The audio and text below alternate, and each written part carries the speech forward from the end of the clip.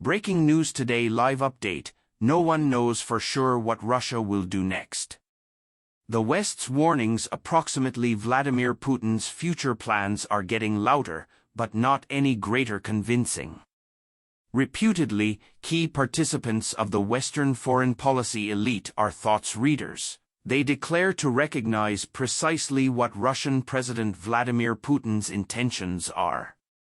Distinguished officials and political commentators increasingly agree that his aims are countless and that Ukraine is simply his first goal. U.S. Secretary of Protection Lloyd Austin has said Putin will not prevent at Ukraine. Former CIA Director David Petraeus told CNN's Christiane Amanpour Putin received prevent there. Ukrainian President Volodymyr Zelensky warned Lithuania, Latvia, Estonia, Moldova can be subsequent, and U.S. Ambassador to Extraordinary Britain Jane Hartley said that absolutely everyone who thinks that Russia may additionally forestall after this is incorrect. Lithuanian Foreign Minister Gabrielius Landsbergis is at the same page, having stated Russia is not going to forestall. Putin's manifestly were given plans to go similarly. U.S. President Joe Biden issued the precise equal warning back in December 2023, and so did NATO Secretary Popular Jens Stoltenberg. Western officers aren't positive while Russia goes to move after NATO. However, a growing refrain seems to consider a much broader battle is inevitable if Moscow is not decisively defeated. As Walter Lippmann warned, when all think alike, nobody thinks very tons. The obvious reality is that none of these human beings recognize what Putin or Russia will do if the warfare in Ukraine ends with Russia in control of some of Ukraine's pre-2022 territory. Neither do I, and neither does each person else, except maybe Putin himself, and he might not recognize for sure. It's viable that Putin does have sizable ambitions and could try to comply with a steeply priced fulfillment in Ukraine, with a new assault someplace else. However, it is also totally possible that his objectives do no longer extend past what Russia has received at full-size fee, and that he has no want or choice to gamble for greater. Putin these days declared that Russia turned into no longer going to attack NATO, for example, though he also mentioned that F-16s or different plane being provided to Ukraine would be legitimate goals as soon as they are deployed there. Nobody have to take Putin's assurances at face price. However, neither ought to one automatically count on that the whole thing he says is a lie. Of path. The ones Western experts issuing lurid warnings about Putin's destiny movements are looking to persuade Western publics and the U.S. Congress to pony up greater useful resource for Ukraine and extra cash for EU protection. To be clear, I'm additionally in prefer of continuing aid for Ukraine, and that I'd want to see NATO's ECU members bolster deterrence through building up their traditional forces. What bothers me is the reflexive risk inflation that conjures up such pronouncements, along with the tendency to treat these gloomy forecasts as if they have been mounted truths, and to portray everyone who questions them as naive, a pro-Russian stooge, or each.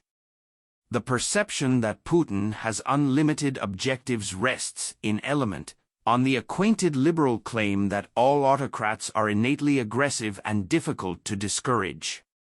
The common sense is simple: all dictators are seeking for to extend. Putin is a dictator, ergo, Putin received forestall with Ukraine. QED. This syllogism is an article of faith among liberal elites, however there may be little proof to aid it. To make certain, some dictators, together with Napoleon or Adolf Hitler, have been dangerous serial aggressors, which is why any autocrat we show up to be at odds with today necessarily gets labeled as some other Hitler. However, different dictators have been instead properly behaved at the international degree, however egregious their behavior at home might have been. Mao Zedong become a tyrant by using anybody's definition, and his rules have been answerable for the deaths of tens of millions of his countrymen, but Mao's handiest struggle of conquest turned into the seizure of Tibet in 1950. Otto von Bismarck's Prussia fought 3 separate wars in a span of 8 years. However, the unified Germany forged in 1871 became a resolutely status quo power for the rest of the century. As Stanislav Andreski argued a few years ago, many military dictatorships are peacefully inclined due to the fact going to battle might require them to arm their very own citizens, and doing so may threaten their maintain on power. The truth that Putin is a ruthless dictator who imprisons or murders his domestic rivals and engages in different despicable acts tells us nearly nothing about whether he needs to triumph over a bunch of Russia's associates or believes he would be capable of do so. And one rarely needs to be a dictator to release an unprovoked, unlawful, and exceptionally unfavorable warfare. I can think of a few distinguished liberal democracies which have finished so on numerous events. 2d. Russia can be in no shape to release new wars of aggression when the struggle in Ukraine is ultimately over. U.S. intelligence believes Russia has misplaced more than 300,000 troops killed or wounded in Ukraine, together with heaps of armored vehicles and dozens of ships and aircraft. Putin has been reluctant to reserve extra troop mobilizations, even though he can also achieve this now that his re-election is over, each due to the fact such measures will weaken the Russian economic system similarly and danger fueling famous discontent. Western sanctions have now not hurt the Russian financial system as a lot as the US and its allies hoped, but the long-term monetary consequences for Russia are nevertheless going to be intense. Combating an extended conventional battle is pricey, and beginning some other one every time the current one ends might be even more foolhardy than Putin's original decision to launch what he believed might be an easy, unique army operation. Isn't it simply as possibly that Russia's difficulties in Ukraine will make Putin far extra cautious inside the destiny, even if his army subsequently ekes out a Pyrrhic victory? 0.33. If the principal motive that Putin determined to invade became to prevent Ukraine from moving into the West's orbit, and one day joining NATO, then he might be happy if that possibility is foreclosed in a next peace settlement. States frequently go to struggle out of worry instead of greed, and if Russia's safety fears lessen, its incentive to go after different nations in Europe could presumably decline as properly. NATO's contributors have to now not take this opportunity for granted, of course, but it's miles as doable as the assumption that Putin's targets have no limit.